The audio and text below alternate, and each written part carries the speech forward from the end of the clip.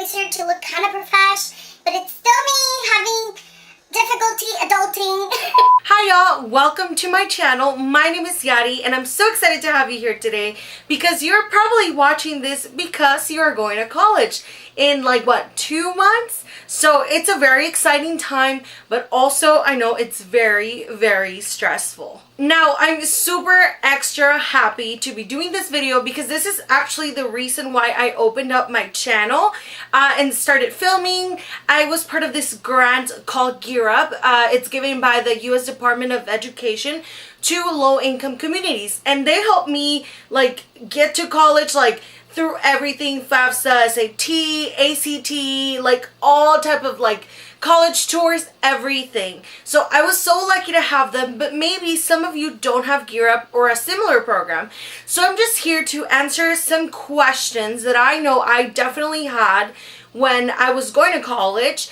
And some of them are some that I kind of like Googled, and then others are things that I kind of wish I would have known. So let's go ahead and get started because this is probably going to be pretty lengthy. And as always, I have the questions on my phone, so I'm just going to read them out and answer them. So the first question I know for sure everybody had was, how can I afford college? And of course, if you don't have money to pay for college, you're probably not going to college because, you know, you don't know how to get there.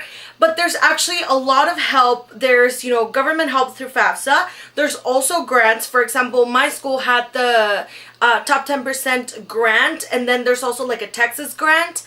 Or maybe they're the same. I'm not sure, honestly.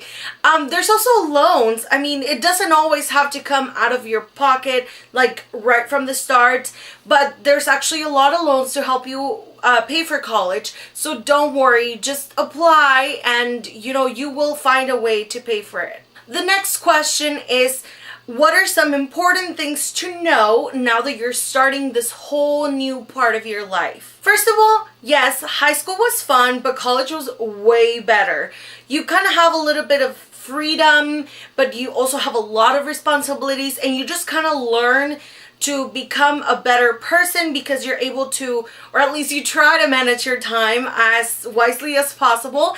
And, you know, you have some of us join organizations, so you get to meet people from all over the place. If you study abroad, same thing. You get to meet new people in different countries. I think it's also important to know that you're not alone. You're not the only freshman on campus that's gonna be super worried. Like, there's probably more than 100 of you. So, you know, you can just make friends by talking about that, how stressed you are about starting this new part of your life, or how worried you are, or etc. The next question is, how do you know what college is right for you? So I'm sure if, for example, if you're at this moment a junior, you have to start touring colleges. Now, of course, sometimes it gets a little expensive, so you don't necessarily have to go visit a college like every weekend. You can do 3 a year, or, you know, the ones that are in your community, try to do it once a month so that you can like kind of see, because once you're on campus you start to see, yeah, some of them are really pretty, but I didn't personally see myself attending that school. So for me, college tours were very, very important. You can also, once you're there, like at the tour, you can also talk to the college students that are there. They don't necessarily have to be your guides. Like, you can ask any random person. Like, I'm pretty sure they'll be more than happy to, you know, ease out your nerves and let you know how campus life really is. Now, I picked my college. I went to UTRGV, the Brownsville campus, back then UTB, because I got a full scholarship to that school. Now, there was another UTRGV campus an hour away that my friends were going to, and of course, I really wanted to go there. I really wanted to be with them, but in the end, I personally chose that I'd rather not, you know, get loans to attend that school and, you know, like, stay here where I got everything paid, including the dorms. So the next question that you're probably asking yourself is, should I go straight into college or should I take like a gap year? Now, I personally didn't want to take a gap year because I personally feel that once you start working and you start making money, of course you're gonna see that now you can afford some things. You also see how hard it is to be working 40 hours a week. But I don't know, I feel like I was going to start liking to have money and probably not want to go back to school. So that is why I chose not to take a gap year. Now, for sure, it's not the same thing for everyone. Like, we're not all me. So some people do prefer to work for a year or 2 years and save up money instead of getting loans for college, and that's the way they do it. But honestly, it's all up to you, and it's okay if you want to take a gap year, and it's okay if you want to go straight into college. Now, something else that I'm sure it's worrying you is being homesick. I was lucky that my mom is so close, like literally, like she was 30 minutes away from my dorm. So the day she dropped me off was a Sunday, and she cried. And I'm like, Mom, you're 30 minutes away, right? But then Monday, she goes back to the dorms in the morning before she goes to work, and she starts crying again. I'm like, Mom, you're 30 minutes away. And then she comes back from work, and she visits me again, and she's crying because I'm not home. So, you know, I was lucky enough that my mom went to visit me so often, and that I was so close that we could just do that. So I really didn't get homesick. Now, when I went to Spain, I didn't get homesick either. Surprise! I'm an only child, so I feel like I'm very, very independent at some points. I did get homesick like after 3 months of being in Spain. So yeah, I think it just depends on you and how close you are with your family. Now, I know I have lots of friends that have siblings, and they definitely don't want to leave their side because they're so used to, you know, being together, and they do cry. But it's okay, you know. I think eventually you're gonna see how much college is worth it, that, you know, you'll get not over your homesickness, but you'll learn to live by yourself, so to speak, because you have roommates. So, and again, you're probably not the only person homesick at the dorms, so there's another way to bond with someone right there. Now, this question is probably not for those of you that are barely going into college. Maybe if you're already in your freshman year, but let's talk a little bit about switching majors. You can totally do that. It's okay if you do not know what you want to do. Look at me. I was totes pre-med. My, like, from elementary until, like, my Halloween costume was a doctor's costume. And everything I did in my career was to be a doctor. And then, boom, comes junior, like, the summer between junior and senior year, and I'm like, I like higher education, and I want to work with Gear Up. And there goes all my planning.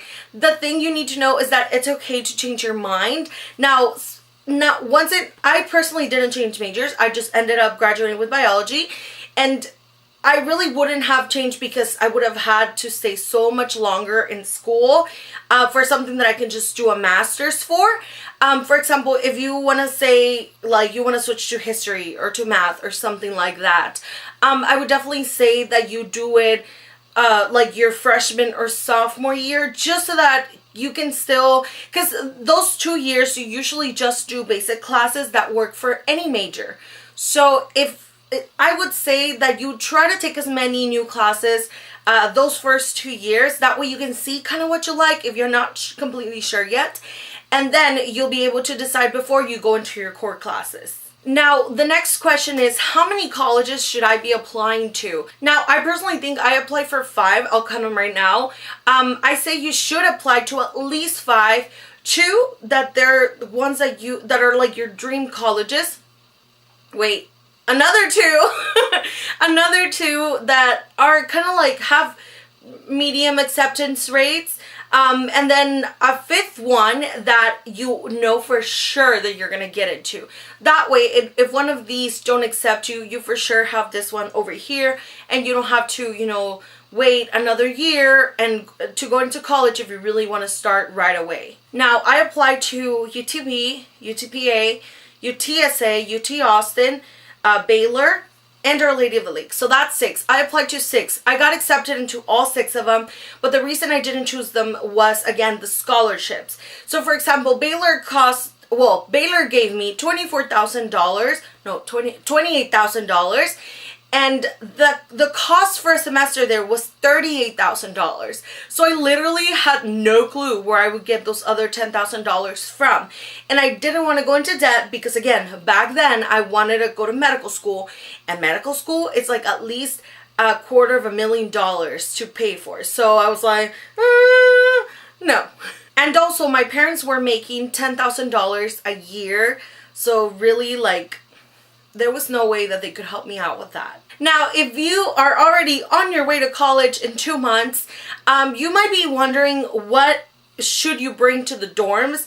I have a pretty lengthy list, so I'm not going to mention it right now because I did do a video a couple years back about it, so I'm just going to link it down below for y'all. The next question I'm going to tackle is, what should I wear to college?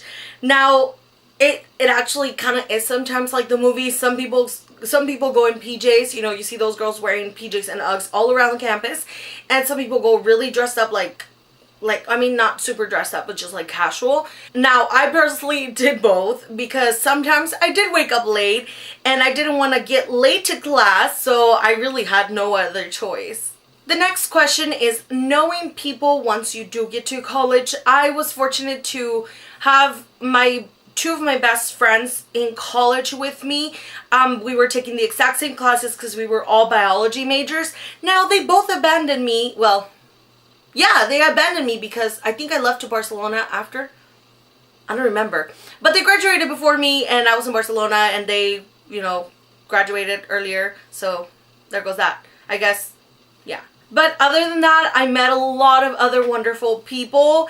And honestly, like, I think I still talk to like maybe 40% of the people I met there. So that's a good number. Again, it's not like I was Miss Popular. I also didn't meet like everybody there, like everyone in college, like everyone attending that college, but you know what I mean. Now, something I got told a lot before I even attended college was that was the last time I was going to talk to my high school friends.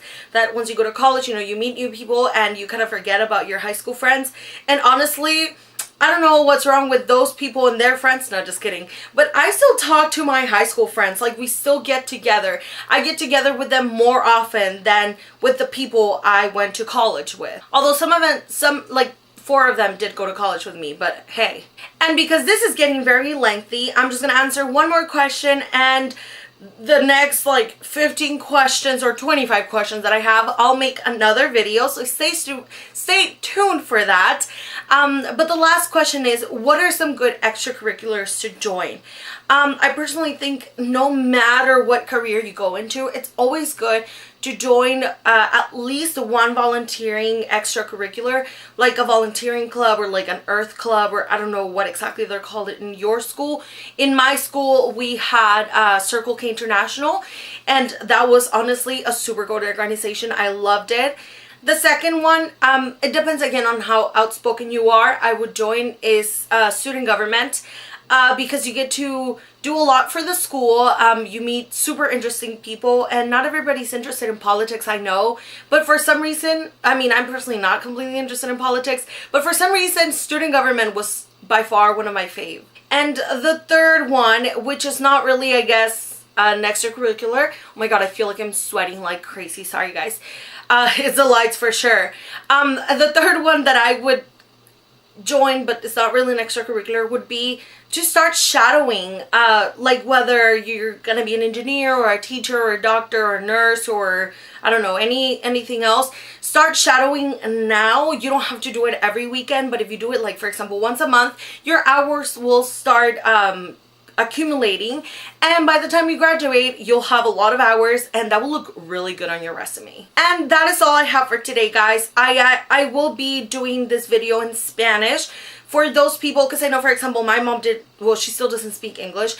She knows a little bit, but not a lot. Anyways, I'm going to be doing this video in Spanish too for those of you that maybe are coming from Spanish-speaking countries into the US to go to school, or you want to show it to your parents and they don't know English like my mom. So stay tuned for that as well. Thank you so much for watching this video. Please don't forget to subscribe and like this video if you really enjoyed it and you thought it was helpful. Oh, and have an awesome day.